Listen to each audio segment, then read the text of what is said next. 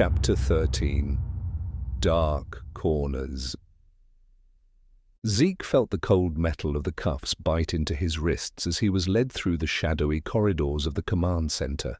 The soldiers flanking him said nothing, their expressions hidden behind reflective visors, but the oppressive silence felt like a death sentence.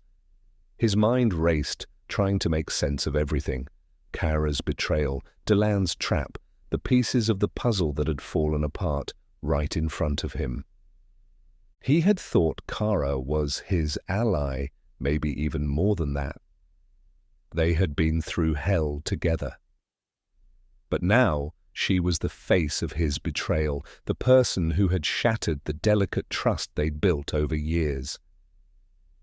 As they approached a set of reinforced steel doors, Zeke felt the weight of his failure pressing down on him, but as much as he wanted to give in to despair, a flicker of determination sparked deep inside. He wasn't done yet. The doors slid open with a hiss, revealing a small, dimly lit interrogation room. The walls were lined with sleek monitors, flickering with surveillance footage of Skyhold.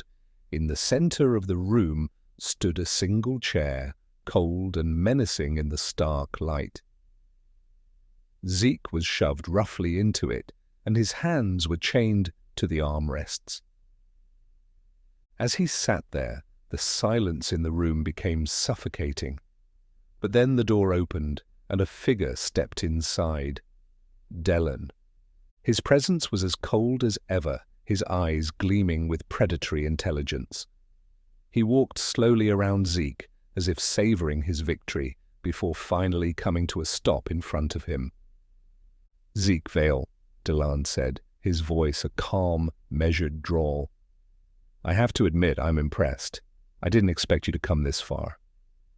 Zeke glared up at him. "Cut the crap, Delan. What do you want?" Delan chuckled softly. "You're in no position to make demands, Lieutenant. But if it's clarity you seek, I can offer you that." He stepped closer, leaning in slightly. "You see, Skyhold was never about control. It was about chaos, the rebellion, the insurgency. It was all engineered to keep people like you fighting each other while Concord remains in control.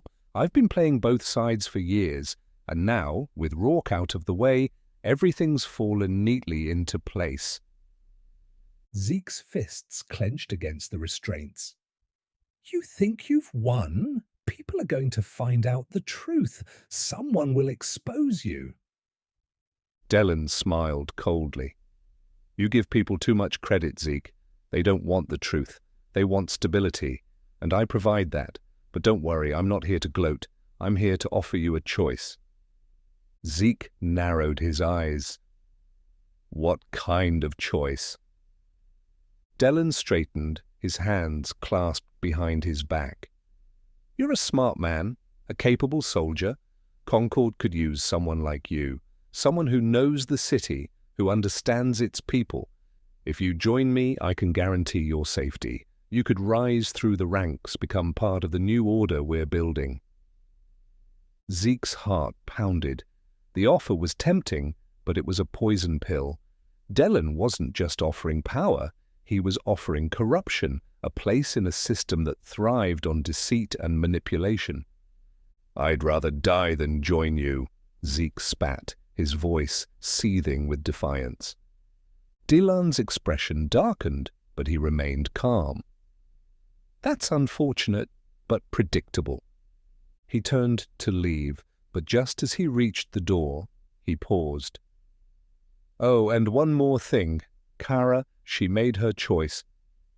She chose the winning side. You should think long and hard about whether you want to be on the losing one." The door slid shut behind him, leaving Zeke alone in the cold, dim light.